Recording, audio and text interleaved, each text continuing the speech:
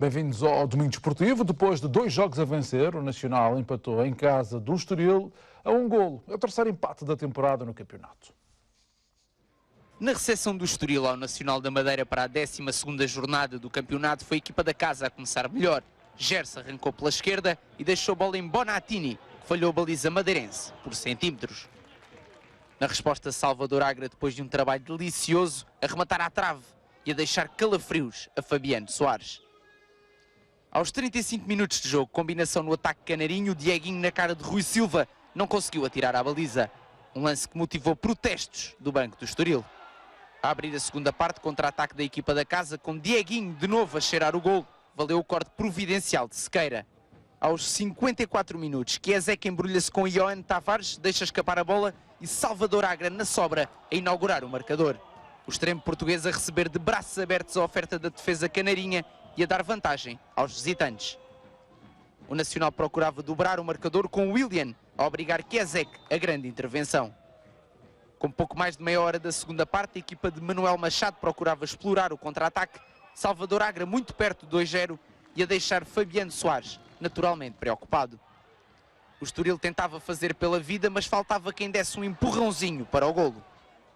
Até que a 3 minutos do final da partida, Leo Bonatini deu um pontapé na crise. 6º golo do avançado brasileiro no campeonato, a evitar que o Nacional da Madeira somasse a primeira vitória de sempre em casa do Estoril.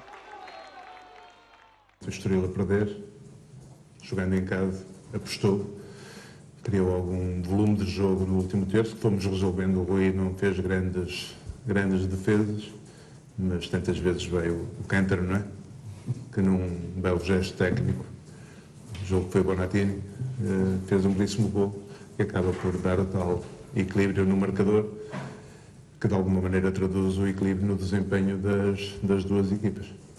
O resultado é o que é, aceito porque é o que acabou e nós seguimos falhando gols que nos poderia dar mais tranquilidade, mas o gol vale muito dinheiro e Messi e Cristiano já sabem quanto valem.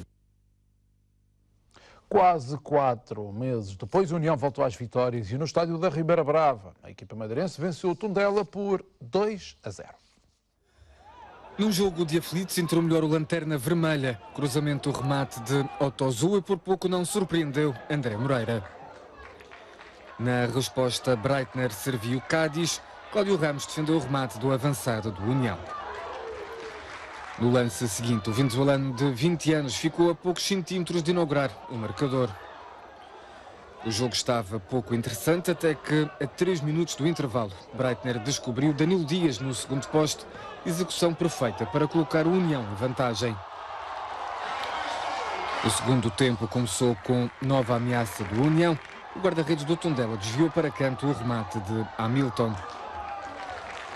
Aos 64 minutos foi a vez de André Moreira brilhar. Grande defesa do Internacional Sub-21 a travar o livre de Rafael Guzzo.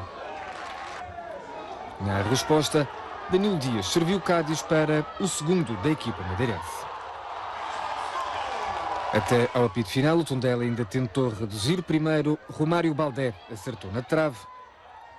Depois, André Moreira adivinhou as intenções de Bruno Nascimento e segurou a segunda vitória da época para o União da Madeira. A dificuldade do jogo hoje era nós conseguimos reencontrar uma estabilidade de jogo e uma lógica de jogo. Era fundamental marcar primeiro que o adversário e nesse aspecto eu acho que os jogadores deram uma prova enorme de solidariedade, de espírito entre ajuda. Foi uma equipa que quis muito ganhar este jogo e pronto, e nós estamos satisfeitos porque isto nesta guerra de pontos era fundamental hoje, em casa com o adversário direto, não perdermos portanto, qualquer ponto. Portanto, sentimos satisfeitos e as vitórias trazem mais estabilidade. Eu penso que em termos de jogo, se pudéssemos esquecer os golos, se víssemos as oportunidades que cada uma equipa criou, a qualidade de jogo que apresentou, teríamos saído aqui com outro resultado, mas o futebol é eficácia e a União foi eficaz, nós não fomos. O Sporting mantém-se na liderança do campeonato. Ontem a equipa de Jorge Jesus venceu o Marítimo nos Barreiros por 1-0. Só a vitória interessava os Leões de Alvalade para manter a vantagem de 2 pontos sobre o Porto e a liderança da Liga Portuguesa. Com o Caldeirão dos Barreiros praticamente cheio, a equipa de Jorge Jesus não teve a vida facilitada. Aliás, a melhor oportunidade da primeira parte pertenceu ao Marítimo. Ao quarto de hora, Rui Patrício negou o golo quase certo de Maragá. 15 minutos depois, Brian Ruiz rematou forte à figura de Salah. O nulo no marcador manteve-se até o intervalo. 0-0 desfeito aos 8 minutos da segunda parte. Grande jogada de João Mário com finalização de Adriano Silva. O capitão do Sporting ficou esquecido pela defesa verde-rubra e apontou o único gol da partida. O Leão do Almirante Reis ainda procurou dividir os pontos. Rui Patrício, em dia sim, evitou o empate. Remate de Diego Sousa, enorme defesa do internacional português, que segurou a vantagem e o primeiro lugar no campeonato. Para nós era determinante continuarmos a defender a nossa posição. A nossa posição é o facto de estarmos em primeiro.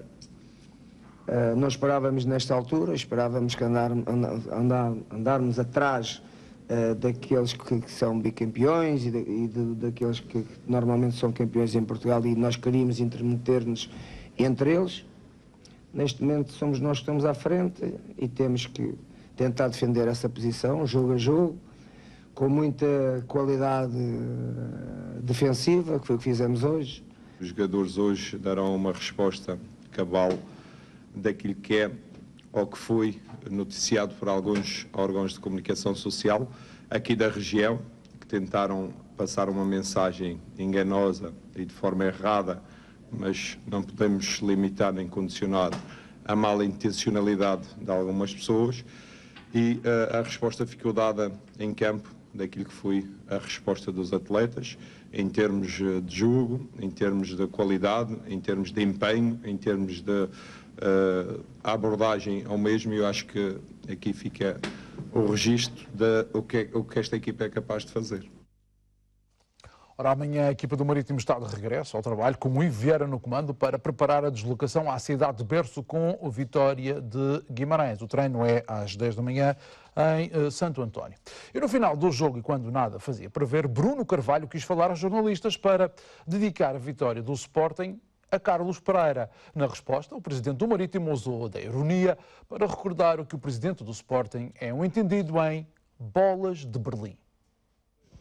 Hoje foi um jogo importante, já o disse várias vezes, o campeonato é uma maratona e nós temos que ter sempre os pés assentes na terra e jogar com muita garra e muita alma. E queria, sobretudo, dedicar esta vitória aos sportinguistas que merecem continuar em primeiro lugar, e também dedicar de uma forma muito especial esta vitória ao presidente do Marítimo, Carlos Pereira. Eu agradeço as caixas de bolas de Berlim que ele trouxe, mas eu falei com o presidente da Assembleia, falei com o treinador, falei com o adjunto, portanto está tudo... Cumprimentaram-se? Cumprimentou o Bruno Carvalho neste jogo? Eu tenho alguma coisa a cumprimentar alguém? Cumprimento quem eu quero. No Campeonato de Portugal de Futebol Série A, a Camacha perdeu no campo da Nogueira com a Vilhaverdense por 2-1. Os primeiros 16 minutos deste Camacha Vilhaverdense não tiveram interesse. Só aos 17, Tiago Carneiro ainda assim a escorregar e a assinar o primeiro do jogo. A Camacha, na resposta, empata. Tito recebe no peito e de forma subtil bate o guarda-redes. E por falar em guarda-redes, o da Camacha aqui segura um empate, mas à segunda. E ainda antes do descanso, o Vilhaverdense viu o Vasco rematar para as nuvens. Foi aos 10 minutos da segunda parte que o Vilhaverdense fez o 2-1. Sérgio cobrou o livre, Nené subiu mais alto que os centrais e de cabeça assinou o segundo gol do Vilhaverdense. Aos 12 o árbitro apita para grande penalidade na sequência desta jogada. Penalti que Diop não conseguiu converter. Do outro lado, a equipa visitante só não aumenta a vantagem por manifesta falta de sorte e pontaria. Aos 34 ficou uma grande penalidade por assinalar, assim entendem os jogadores da Camacha.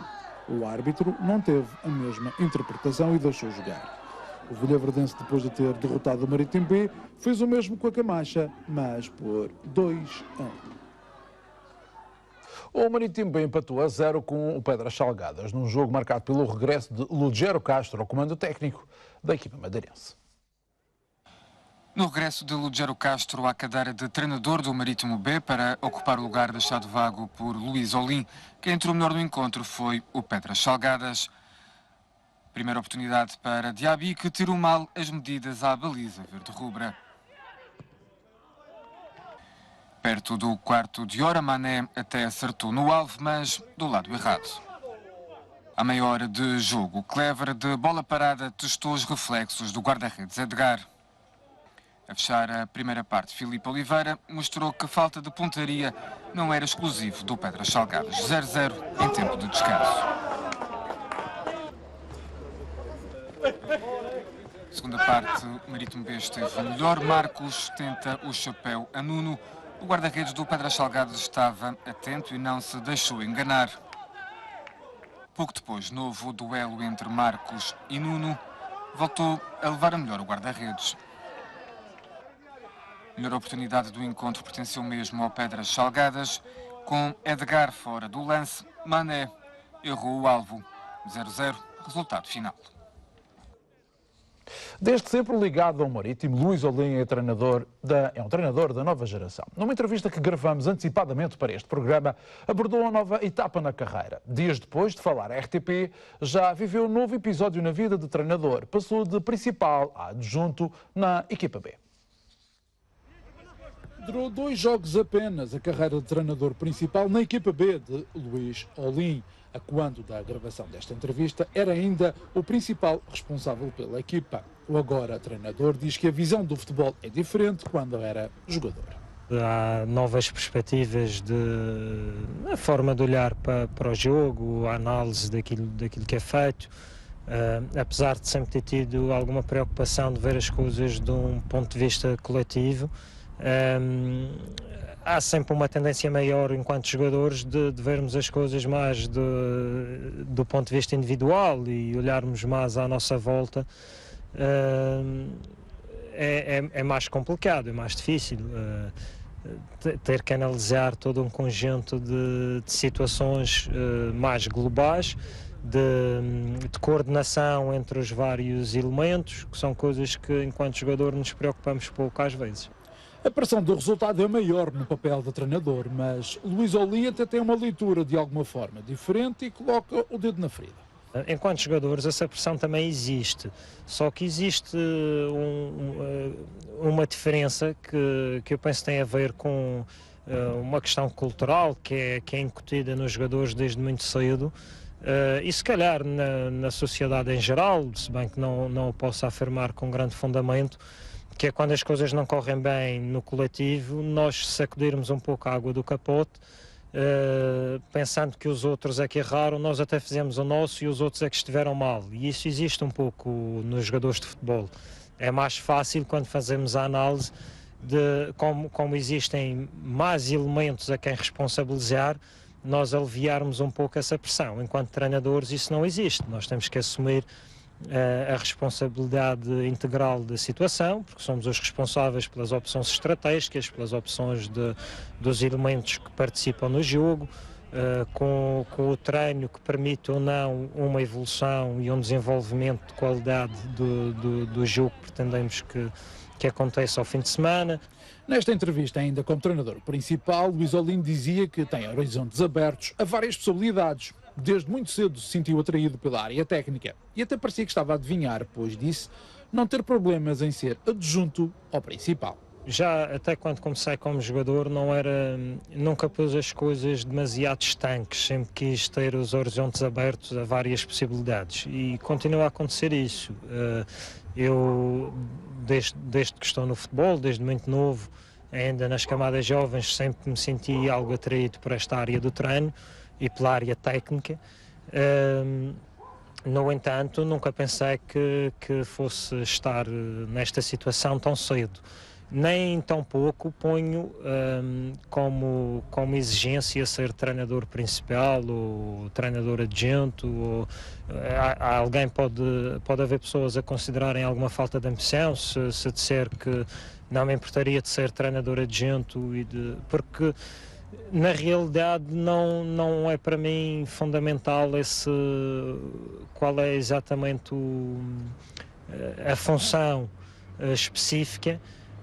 porque sempre tive muito gosto em trabalhar em equipa, portanto para mim é muito fácil ser treinador principal ou ser treinador adjunto, porque para mim o mais importante é o resultado coletivo, global. O clube e a instituição está sempre em primeiro lugar. E o objetivo há muito que está bem delineado: formar jogadores para servir a equipa. Há, se possível, também alguma venda para fazer dinheiro. A receita no futebol é obrigatória. E um futebol moderno faz parte da vida de Luís Olim.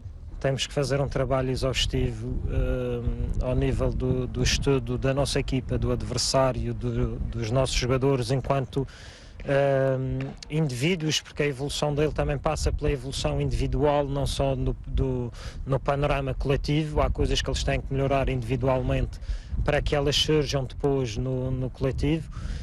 E eu acredito que isso exige um trabalho bastante aprofundado. Já não acredito muito no treino que dividimos 11 para cada lado, pomos uma bola no meio e ao domingo logo se vê como é que sai. Não acredito, evidentemente. Muitos jogadores já conheciam Luís Olim dos tempos de jogador e isso ajudou na transição para este papel agora de treinador. Eu já tinha uma postura mais direcionada para este lado de treinador, mais no aconselhamento. Sempre fiz questão de estar do lado do treinador quando existiam algumas dúvidas ou as habituais. Quando se questionam as opções do treinador, que são coisas habituais para quem não joga, principalmente os jogadores que não jogam colocam muitas vezes esses problemas, e dessa forma sempre tive mais a tendência de estar do lado do treinador do que dos jogadores na crítica fácil e na crítica destrutiva. E isso para mim acaba por ser facilitador desta transição do papel de jogador para um primeiro de treinador adjunto e para agora ter que assumir a responsabilidade da orientação do grupo.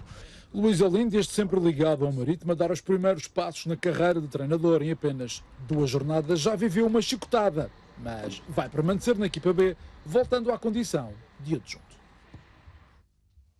A madeirense Filipe Mendonça ajudou a Seleção Nacional Feminina de Pádel a conquistar o título europeu da modalidade. Foi na Holanda e contra a França e à melhor de 3.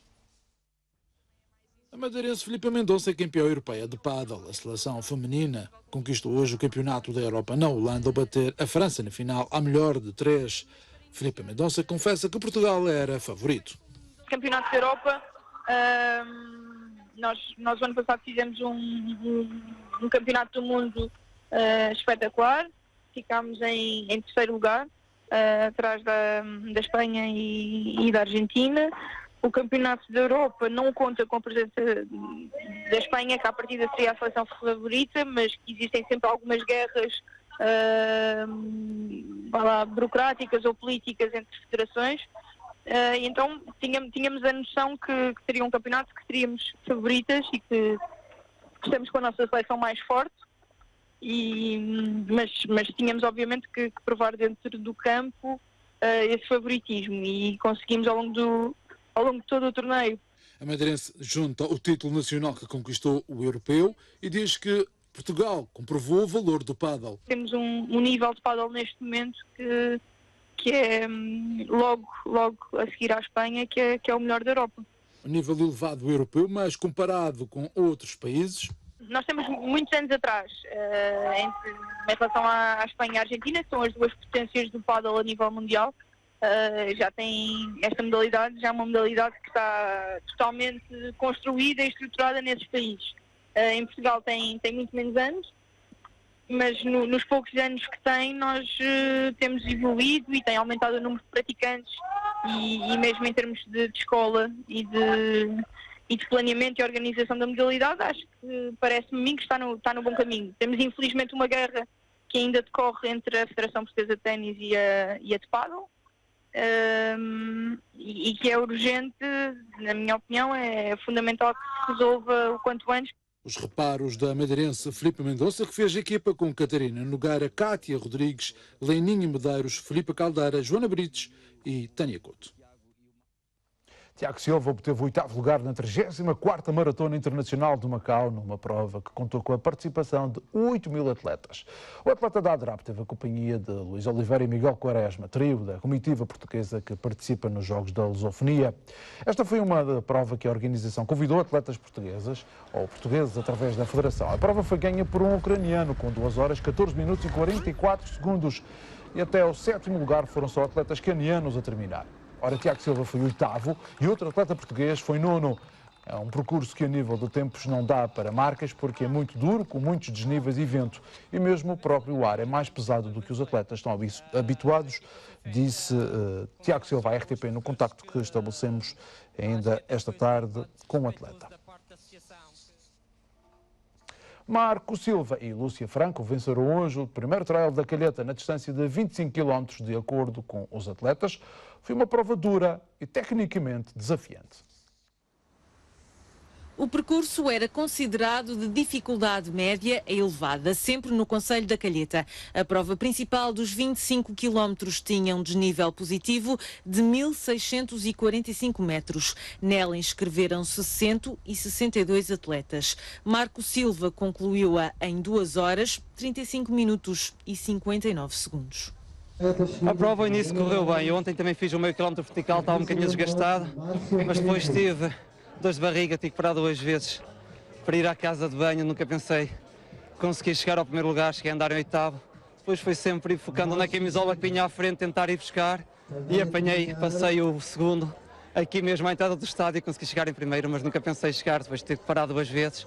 Foi sempre a recuperar. É um percurso muito duro? Bastante duro, mas muito, muito bom. Muito técnico, e é assim que a gente gosta. Quem gosta de fazer trail gosta de percursos duros, subidas complicadas e descidas técnicas, que é o que este percurso tem. Ricardo Gouveia é campeão regional de ciclismo. Desta vez deixou a bicicleta em casa e mesmo assim conseguiu chegar ao pódio. Já acaba por ser mais um desafio, por experimentar outra modalidade. Acho que no ciclismo já não tenho nada para provar a ninguém e quero novos desafios, daí agora aos poucos começar a passar para o trail. Este ano é o segundo e o objetivo para o ano é fazer mais. Depois de uma paragem de quase 3 meses, Luís Fernandes voltou às competições para conquistar o bronze. Ao longo do ano fui uma média de 600 e tal quilómetros em prova, fora os treinos, e também para o próximo ano foi uma forma de recuperar para ir para a próxima época. Quais são as expectativas para a próxima época? As expectativas era tentar fazer um circuito mundial de trail ou de ultra skyrunning. Ainda estou em análise a ver qual é que vai ser realmente as provas que faltam ser definidas. Lúcia Franco foi a melhor entre as mulheres, com o tempo de 3 horas, 16 minutos e 4 segundos. A prova contou para o Madeira Trail. A cada prova quero superar-me, quero atingir uma melhor performance desportiva, mas os meus objetivos passam sempre por prova a prova. 224 pessoas inscreveram-se na distância de 11 km. O nível competitivo é diferente, no entanto, os efeitos do trail também se sentem no corpo. Mais magrinho. Américo Caldeira e Cátia Fichelli destacaram-se com os melhores tempos no mini trail. O Clube de Montanha do Funchal e Clube Desportivo e Recreativo dos Prazeres assumiram a organização e afirmam que o Trail da Calheta vai passar a ser uma prova regular do calendário desportivo. No basquetebol, a equipa feminina do Cabo teve um fim de semana vitorioso fora de portas. Começou por vencer ao Varense por 43-84 e perante a formação do Vagos voltou a triunfar, mas por 66-75. Já na Liga Masculina de Basquetebol, o Cabo voltou a perder em casa, com o Barcelos no pavilhão da Nazaré, venceu por 56-68. O primeiro período deste jogo acabou por não ter muita história, tal o domínio da equipa visitante, o Barcelos. O Cabo viu o marcador assinalar 8-20 para a equipa de Barcelos e com toda a justiça. No segundo, o Cabo foi mais pressionante, subiu de produção e já não permitiu ao Barcelos praticar o basquetebol que vinha a praticar, obrigando assim a equipa visitante a cometer erros, sobretudo ser menos produtiva em termos de pontos. Barcelos, na ponta final do período, reapareceu na partida em termos de cestos concretizados, saindo para intervalo a vencer por 24-31. Na segunda metade, a falta de pontaria dos jogadores do Cabo nesta partida voltava a se fazer notar. Do outro lado, é certo que a concretização já não era a 100%, mas de quando em vez, os 3 pontos caíam e o marcador ganhava maior ascendente para o Barcelos. O Cabo, a esforço, foi conseguindo reduzir até aos 32-35, com reflexos imediatos na bancada, com os adeptos a aplaudirem. Mas depois o Barcelos ganhou ascendente, resultante de cestos concretizados e erros defensivos e atacantes do Cabo. O ritmo estava elevado, com o Cabo e Barcelos a esgrimirem argumentos. A 1 minuto e 30 do final do terceiro período, o Barcelos vencia por apenas 2 pontos. Giovanni Schuller esteve em evidência nos últimos momentos da partida, jogou, fez jogar e com um triplo fez o terceiro período terminar com 43-44. O Cabo no quarto batalhou quase até à exaustão e a 5 minutos de fechar o jogo chegou à liderança por 50-49. Mas inexplicavelmente, e a partir daqui, e apesar da boa réplica da formação da Madeira, o certo é que o Barcelos, no ápice, descolou em matéria de pontos, vencendo o jogo por 56-68. As condições em que fazemos este jogo não são as melhores, porque levantamos muito cedo, vimos muito cedo para cá, quer se queira, quer não, às vicissitudes de viver numa ilha. Sim, mas aqui é uma vantagem para quem vive, não é? Porque o ambiente aqui é verdade, é mais pesado, muita dificuldade nos primeiros minutos. Já tínhamos avisado os atletas que isso ia acontecer, pareciam pesados, pareciam cansados, pronto, mas foi da luta, foi na luta. Estava a olhar para a estatística porque as porcentagens são muito fracas, o jogo não é um jogo bonito, não é um jogo agradável de seguir, é intenso, porque o Cabo é uma equipa que não desistiu e também tem tido muitas dificuldades. A equipa do Cabo é capaz de fazer mais do que está a fazer. Pronto, dar os parabéns aos meus atletas. Nós somos uma equipa que ainda não estabilizamos. Temos tido alguma entrada e saída de alguns jogadores. Infelizmente, alguns deles não temos acertado. E tardem a aparecer essa consistência, fundamentalmente em casa, que ainda torna as coisas mais difíceis. Nós tínhamos feito uma semana bastante intensa, com uma preparação bastante adequada, pensávamos nós. No entanto, voltou a se repetir aquilo que tem sido um pouco a lógica desta equipa, que é, defensivamente nós conseguimos dar algumas respostas, mas ofensivamente nós temos que resolver este problema. Faltam-nos alguns jogadores para concretizar, nomeadamente na zona pintada, na zona interior. Nós temos um déficit muito grande nesse nível, comparativamente às outras equipas. No handball feminino, o Madeira SAD venceu o derby com o Sports Madeira por 37-21. Meia dúzia de minutos foi quanto tempo durou o equilíbrio entre as duas equipas madeirenses. O Sports Madeira até entrou bem no encontro, inaugurou o marcador e ainda liderou, até que aos 6 minutos o Madeira SAD virou o resultado. A equipa orientada por Sandra Martins não estava para facilitismos e, aproveitando os erros das adversárias, impondo um handball rápido, criou um verdadeiro fosso no resultado, que ao intervalo era já de 19-10.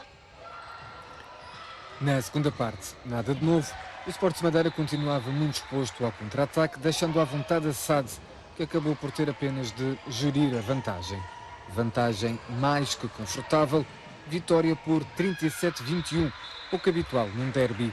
Resultado que coloca o Madeira SAD na liderança do campeonato, com mais 2 pontos que o Colégio de Gaia, que tem menos um jogo.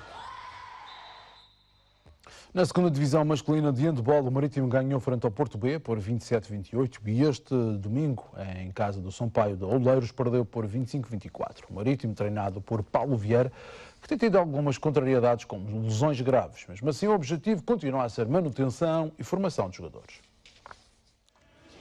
Antes da jornada dupla deste fim de semana, o Marítimo estava em 8º lugar com 15 pontos em 8 jogos, uma classificação que até podia ser melhor se não tivessem aparecido lesões graves em jogadores importantes. Estávamos a entrar numa fase muito boa, mas infelizmente estas coisas acontecem no desporto. Tivemos lesões graves, lesões que em princípio só previsto regresso para janeiro, fevereiro, ou seja, ainda por cima de elementos com alguma importância, mas o desporto é isto. Com 2 derrotas em casa frente a candidatos à subida, a equipa de Paulo Vieira continua a sonhar só com a manutenção, porque o grande objetivo desta equipa é mesmo formar. O Marítimo seja isso, ou seja, miúdos que são juvenis e júniores têm a oportunidade de jogar numa equipa que está a competir a nível nacional e que dentro de 3, 4 anos possam ser uma mais-valia para um madressado. O objetivo é esse, acho que estamos a conseguir fazer isso. Este ano temos muita juventude a jogar. Está difícil de aparecer um Paulo Vieira. Isso, quer dizer, é assim, a formação da Madeira, eu acho que teve um pouco, não é por falta de trabalho, não é por falta de qualidade dos treinadores, não é pelo trabalho que se faz no handball da Madeira. E penso que tem a ver também um pouco, na minha opinião, e bato com isto até mesmo com os meus atletas hoje em dia, é a forma como é que se encara o handball, o que é que eles querem do desporto e, acima de tudo, as prioridades deles estão todas trocadas, que no meu tempo não era assim. Ou seja, eu pus o handball à frente de muita coisa. Logicamente, a nível de estudos, não. Mas o resto, para mim, era prioridade do handball. E eu quis fazer sempre vida de handball. Mesmo assim, o que dá algum gozo a Paulo Vieira ver a equipa do Madeira Handball com atletas que passaram pelo Marítimo e a jogar como o fizeram ainda na última semana frente ao Porto. Por exemplo, o Marcos Gil, que era um atleta do ano passado do Marítimo, a ter um papel importante no madressado. E é para isso que trabalhamos. O Marítimo, neste momento, só pode trabalhar para isso, ou seja, é formar jovens para que num dia joguem no madressado. Paulo Vieira e o único objetivo do Marítimo de handball que joga na 2ª Divisão Nacional. No ténis de mesa, a 1ª Divisão Nacional, o Toledo venceu o São Roque por 4-0. Por igual resultado, o São Roque perdeu também nos Açores, mas frente ao Juncal. Já o Ponta do Pargo perdeu com o Toledo por 3-2 e o jogo Juncal-Ponta do Pargo foi adiado. No Hóquei Patins, depois de no sábado ter ganho ao Infante Sagres, a equipa de Hóquei Patins do Marítimo voltou neste domingo a vencer ao Vilha-Boa do Bispo por 2-1, isto na estreia do novo treinador José Carlos Fagundes. Cerca de meia centena de atletas de 5 clubes arrancaram ontem com a primeira prova do campeonato. A prova serve de preparação para a nova época desportiva de atletismo. O Centro Desportivo da Madeira recebeu a primeira prova do calendário regional de atletismo. 50 atletas de 5 clubes da região participam nesta que é uma prova destinada sobretudo aos escalões mais jovens. As provas combinadas, no caso dos escalões jovens, incluem sempre corrida, lançamento e salto. Infelizmente, devido às limitações, não podemos fazer lançamentos. Atualmente, eles só estão a fazer provas de corrida e de saltos. Por entre saídas e novas aquisições de atletas, os clubes já começaram a fazer a gestão desta nova temporada. Mantivemos mais ou menos os mesmos atletas, houve mais saídas, mas houve outras entradas e é normal no desporto. Para alguns dos atletas, as provas combinadas servem também de preparação após uma paragem. São provas de preparação, de integração para alguns que nunca competiram, é a primeira vez, e a maior parte dos do ano passado que estão aqui a competir. Por exemplo, agora no salto em altura, estão super contentes, já são recordes pessoais aqui, mas não é esse o objetivo. Agora é integração e preparação e um começo de uma época. É a primeira prova da época, é um começo de uma época. Querem dar tudo por tudo na modalidade. Há clubes que são obrigados a delinear estratégias para que os resultados possam aparecer. Deixamos um pouco a nossa ideologia por motivos de poder melhorar as nossas classificações a nível nacional e então pela primeira vez apostamos em atletas continentais. Nós tínhamos mas que já representava clubes da região há mais de 13 ou 14 anos, por isso estava aqui já há muito tempo. E agora este ano fizemos uma aposta em alguns atletas continentais. Esperamos melhorar as nossas classificações, fizemos a aposta também superior na equipa feminina para também tentar chegar pela segunda, quem sabe à primeira divisão, mas pronto, essa será mais complicado, mas pelo menos a 2ª Divisão Nacional será um dos objetivos para a equipa feminina. A equipa masculina também reforçamos e tentamos chegar à primeira Divisão Nacional. Os clubes falam numa época longa e ao mesmo tempo dura de uma modalidade em que há cada vez mais jovens a praticar atletismo. Felizmente, não só no estreito, mas a nível regional, as coisas estão a voltar ao normal, podemos dizer. Tivemos um grande déficit no atletismo com o fecho da pista das barreiras. Felizmente as coisas estão a voltar ao normal, as coisas estão a crescer, os clubes estão a crescer, mais número de atletas, mais qualidade, acima de tudo, não em nível de quantidade, que às vezes quantidades não é sinónimo de quantidade, mas estamos a ter qualidade, não só no estreito como em todos os clubes. Nós Infelizmente temos atletas de imensa qualidade, a nível nacional e internacional, e nós queremos apenas dar as condições necessárias para que eles consigam atingir os seus objetivos, os objetivos do clube, como é evidente. E se alguns clubes têm já a estratégia montada, outros apostam na captação de novos talentos para a modalidade.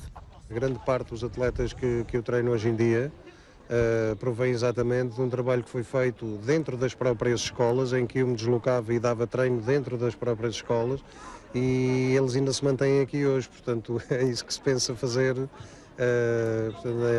em 2016, digamos assim. Eu treino atletas de vários níveis, portanto, e mesmo ao nível da captação iremos ainda fazer esse trabalho. Mas depois, em termos de objetivos, as coisas são um bocadinho mais divergentes, não é? Porque temos objetivos com atletas de educar, de formar, de sensibilizar e de motivá-los para a prática desta modalidade. Temos outros que já têm objetivos portanto, a nível regional e nacional, portanto, participação em campeonatos nacionais, inclusivamente atletas que aspiram até a virem a ser campeões nacionais em algumas disciplinas. E depois também tenho, enfim, mais 2 ou 3 atletas que podemos pensar mesmo, aliás, pensamos mesmo e temos isso como objetivo, chegar a competições internacionais.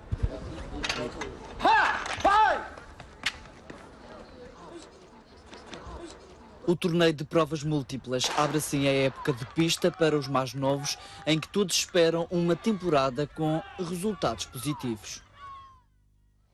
Os melhores e mais rápidos da época de automobilismo do Nacional voltaram a ser distinguidos pelo Departamento de Desportos Motorizados do clube. Na cerimónia, José Canha, responsável máximo, perspectivou a nova temporada e deixou alguns recados a outros clubes e organismos. O Nacional voltou a premiar os campeões e os vencedores das diversas categorias das provas do Nacional. O Nacional organiza várias rampas e 2 ralis e em 2016 mais uma rampa, a da Ribeira Brava. São loucos, fazer 6 provas, agora querem fazer 7. Tem mais 2 ralés e mais não sei quanto. É verdade. Mas um louco é inteligente, não se esqueçam disso. E eu quero ver, os que não são loucos, mas são muito inteligentes, que se puseram em cima nunca mais de lá saem, fazem sempre a mesma coisa. Não inovam. Era isto que eu gostava de ver também nas outras organizações. Atualmente temos as provas que temos, mas de um ano para o outro podemos não ter. Agora, uma coisa é certa, os pilotos ficarão sempre conscientes de que serão avisados que a prova A ou a prova B não vai existir. Não vão ficar à espera até um mês antes ou 15 dias antes, sem poderem fazer planos, sem poderem projetar toda a sua vida do ano, esperando sempre se vai ou não vai haver rally. E por falar em esperar, o Nacional diz aguardar pela FPAC e AMAC sobre o novo calendário para 2016 das rampas e o sistema de pontuação. E por falar em pontuação... Não estamos de acordo que se façam avaliações para deitar eventos fora. Andamos aqui com grandes dificuldades junto às autarquias e tem sido a nossa salvação, a nossa tábua de salvação, ao fim e ao cabo. Portanto, acho que quer para o Nacional, quer para qualquer outra organização, seria muito mau se verem a excluir na época seguinte, seja que prova for. Em 2016 de fora não fica a da Ribeira Brava, é a nova rampa que surge, o percurso já está a ser pensado. Uma encomiada, mas há ali uma situação que a gente não sabe se de facto a Direção Regional de Estradas vai ou não arranjar aquela subida da encomiada, porque tem ali uma zona que está um bocado caricata, mesmo a nível de circulação automóvel normal. Portanto, se isso acontecer, vamos ter que ir para São Paulo, São João, Boa Morte, onde antigamente já o Ribeira Brava fez uma classificativa. E vamos arranjar ali um local onde tenha comércio, porque isto tem que ser sempre a pensar nos comerciantes, o retorno tem que sempre ser dado aos comerciantes do concelho. As viaturas históricas e clássicas foram introduzidas no desporto automóvel madeirense pelo Nacional, daí alguns recados. E na altura inventou-se o campeonato Open, foi o Nacional que começou a fazê-lo, para que essas viaturas saíssem. Eram carros velhos, havia organizações que não concordavam, agora anda tudo à procura dos carros velhos para verem fazer as suas provas. Mas ainda bem que os pilotos sabem dar a resposta e só assim é que as organizações do Nacional têm 40 e tantos, 50 e 60 pilotos inscritos. Eles sabem avaliar Quem tiver unhas vai tocar a guitarra, os pilotos é que vão escolher quais são as provas que querem fazer. Quanto ao Rally do Nacional, o quartel-general da organização será em Câmara de Lobos e a autarquia local quer que se faça uma prova noturna em Câmara de Lobos. Guilherme Sousa e Miguel Silva sagraram-se campeões nacionais de bilhar. Os dois jogadores madeirenses conquistaram os títulos em provas de nível elevado de dificuldade. O bilhar regional não só dá atacadas certeiras por cá, também acontece lá fora no Campeonato Nacional. Fui campeão nacional em 2013 de bola 9, de bola 10 e em 2015 de bola 9. Quais são as diferenças? É jogado por ordem numérica, portanto são 9 bolas e é jogado por ordem numérica. Portanto, quem mete o 9 por último ganha. E o bola 10 é a mesma coisa, só com 10 bolas. No Nacional, o nível competitivo é superior. Ainda assim, foi o madeirense a subir ao lugar mais alto do pódio. Muito bom para mim como atleta e para a região, acho que é muito bom também. E para si, como atleta, ferir como é que está a competição lá fora, daquilo que se pratica aqui, encontrou lá mais competição mais aguerrida, não? Óbvio. Obviamente que lá encontramos sempre atletas muito mais competitivos. É sempre muito mais difícil de ir lá ganhar. Portanto, mas ainda assim consegui. Sorte. E porquê esta modalidade? Guilherme Sousa começou a jogar bilhar muito cedo por influência do pai. Comecei a jogar bilhar muito cedo. O meu pai jogava e joguei golfe durante 9 anos. Portanto, o meu pai, eu e ele lá jogávamos snooker. Portanto, começo muito cedo e, portanto, o bilhar vem um pouco daí. Entretanto, uns anos depois, joguei federado e pronto, cá estou eu. E o bilhar é um desporto que obriga a muito jogo mental e cálculo. Um jogo muito psíquico, com muito cálculo, um jogo de muita perícia. É por isso que gosto de jogar bilhar com paixão. E a paixão já lhe rendeu 2 títulos nacionais. Miguel Silva foi outro madeirense campeão nacional, mas não se mostrou disponível para falar à RTP. Este ano, a representação da Madeira no Campeonato Nacional de Karaté nos escalões de cadetes e juniores é maior que no ano passado. No dia 13 de dezembro, 18 vão viajar até Santo Tirso. Ora, a Associação de Karaté da Madeira está este ano a apostar mais na formação, porque quer ter dos praticantes de elevado potencial para voltar a estar forte na seleção nacional. O programa é apoiado pela Direção Regional de Juventude e Desporto. Nesta época foram também incluídos os escalões iniciados e juvenis. Os 12 atletas selecionados dos clubes da região treinam este ano exclusivamente no projeto Praticantes de Elevado Potencial. A preparação é agora mais intensiva, há melhores condições e também uma nova treinadora. Sou apologista deste projeto no sentido de que ele potencia os nossos atletas a ganharem títulos lá fora em campeonatos nacionais, etc. A mim deu-me o privilégio de conseguir chegar à seleção nacional e é isso que eu pretendo conseguir destes praticantes. Fazem um treino muito específico? Fazem treinos, sim, específicos de comitê, neste caso do combate. São atletas empenhados, têm que ser, faz parte dos critérios e treinam todos os dias. A Madeira quer ter novamente atletas na seleção nacional. Já o grande objetivo da época para 18 karatecas da região está quase à porta.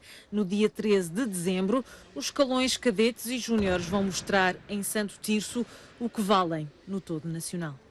Este ano eu vou dar o meu melhor lá no Campeonato Nacional para ver se consigo trazer um pódio para a Madeira. Estás a preparar de uma forma diferente? Sim, tenho feito musculação e tenho treinado aqui no dojo do Caniço. As minhas dificuldades é que muitos dos atletas a nível nacional só aparecem no Campeonato Nacional, ou seja, não conhecemos os atletas e os seus pontos fortes. E como estes anos agora não é preciso qualificação para o Campeonato Nacional, vão muitos atletas, mesmo, pronto, uns melhores que os outros, mas são sempre menos e é preciso treinamento para chegar à final. São precisamente estes os escalões em que a Madeira mais se destaca. Os escalões de cadetes e júniores são os escalões onde temos os melhores atletas. Não quer dizer que os outros escalões não tenham outro bom atleta, mas o de cadetes e júniores onde se destaca os melhores atletas. Porquê? Isto também tem a ver um pouco com uma nova fornalha de bons atletas. Nós sabemos que nem sempre todos os anos temos bons atletas, não é? Isto às vezes são ciclos, não é por falta de trabalho. O pavilhão do Caniço recebeu as últimas jornadas de 2015 do Torneio da Madeira nos escalões cadetes, júniores e séniores e o segundo Open de iniciados e juvenis, nas vertentes kata e comitê. Melhorar o nível técnico, conhecer outra realidade ao nível de trabalho de ginástica rítmica, objetivos que estiveram na base da visita de 3 dias da equipa de ginástica de Aveiro à região. Esta equipa veio à Madeira. A ginástica em setembro participou no Campeonato do Mundo nesta modalidade. Um total de 110 crianças e adolescentes e outras 25 de Aveiro fizeram um sarau de ginástica rítmica no Clube Desportivo do Marítimo. As ginastas do continente estiveram 3 dias na região. Foi um estágio, um treinamento bidiário que nós fizemos desde quinta, nós ficaram de quinta a domingo. Então executamos os treinos, corrigimos as falhas técnicas, trocamos experiências a nível técnicos, físicos e depois desse treino todo, finaliza com uma apresentação para que o público possa ver e as ginastas também a realidade competitiva, que esse é o nosso objetivo. Muito enriquecedor em todos os níveis, gostamos muito da receptividade que tivemos aqui do clube e acho que podemos partilhar muito com as meninas do Marítimo, receber e dar, acho que é o objetivo. Foi a primeira visita que vieram aqui à Madeira? Para a maior parte das meninas, sim, foi a primeira vez que estiveram aqui. Com que idades as meninas que vieram? Entre os 9 e os 17. Da equipa de Aveiro faz parte uma ginasta de 17 anos de idade que em setembro último participou no Campeonato do Mundo da Alemanha. Valeu a pena, todo o esforço e tudo valeu a pena. É alturas em que pensamos que queremos desistir e que pensamos que não vale a pena e que todo esse esforço que nós temos não vai valer nada, mas um dia, mesmo quando estamos a trabalhar e mesmo em provas, notamos que compensa e que gostamos mesmo daquilo. Além disso, fazem-se amizades que depois não queremos separar muito, porque são mesmo pessoas muito especiais que fazem mais parte da nossa vida do que alguns colegas de escola. Sarau de ginástica rítmica com as classes do CS Marítimo e da Aveiro Gym, com muito público a assistir. Laura Abreu e Beatriz Rosa, do Clube Desportivo Nacional, foram as nadadoras mais medalhadas do primeiro torneio Vicente Franco. As atletas bateram também 2 novos recordes regionais. Laura Abreu e Beatriz Rosa, do Clube Desportivo Nacional, voltaram a dar nas vistas nas piscinas da Penteada. Puseram a fasquia mais alta nos 50 metros livres e 100 metros costas. Bateram novos recordes regionais. Para além disso, foram as mais medalhadas do torneio Vicente Franco, que serviu de preparação para o Campeonato Nacional de Júniores e Séniores no Porto, de 11 a 13 de dezembro.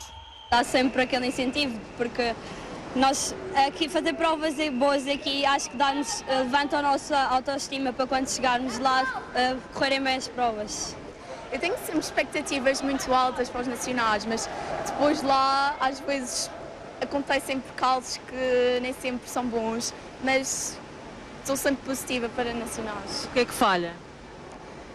Muitas vezes a cabeça, outras vezes a motivação, vai dependendo. 13 atletas da Madeira vão viajar até Portugal continental para esta competição, incluindo o vice-campeão nacional. Tendo em conta que este ano o escalão é constituído por 2 anos, o meu e o ano mais velho, ou seja, vamos ser os mais novos do escalão. Acho que os pódios vai ser um pouco mais difícil do que o ano passado, porque vamos estar a competir com gente com mais experiência, mas o meu objetivo é alcançar finais, portanto poder nadar à tarde, ser dos melhores 8 do país e realizar recordes regionais, conseguir batê-los e fazer boas marcas. Já está confirmada a presença de 550 atletas de 52 países no Campeonato Europeu de Natação Adaptada na Madeira em 2016. É a primeira vez que o país recebe uma prova deste género e é ali que o madeirense Manuel Gonçalves poderá conseguir o apuramento para os Paralímpicos. Para esta época é o Campeonato da Europa, que se realiza aqui no Funchal pela primeira vez. Será o meu 4º Campeonato da Europa, mas também há um sonho ainda maior, que é os Jogos Paralímpicos no Rio de Janeiro. É real e estou a trabalhar para isso. Estou a cerca de 6 décimas de segundo de conseguir a marca, mas mesmo assim nós dependemos do número de cotas que é dado pelo Comitê Paralímpico Internacional, mas se eu conseguir realizar essa marca já me sinto bastante realizado. 134 atletas de 8 clubes participaram no primeiro torneio Vicente Franco. O propósito é aproveitar a oportunidade para homenagear o professor Vicente Franco pelo trabalho que tem feito ao longo destes anos todos. O professor neste momento tem 71 anos e ainda continua a colaborar de forma efusiva no Clube Desportivo Nacional e tem dado o seu contributo à natação. O professor Vicente foi ajudando ao longo da sua carreira, numa fase inicial como atleta e depois como treinador e depois como dirigente, e tem passado por várias gerações. O Clube Desportivo Nacional levou para esta competição 54 atletas e conquistou 199 medalhas. O Clube Desportivo São Roque conseguiu 71 3 primeiros lugares com 19 nadadores. Já o Clube Naval do Funchal chegou 70 vezes ao pódio com 25 atletas. A nadar terminamos mais um Domingo Desportivo. A análise a mais uma jornada de futebol esta segunda-feira em prolongamento. Fique bem, fique com a sua RTP.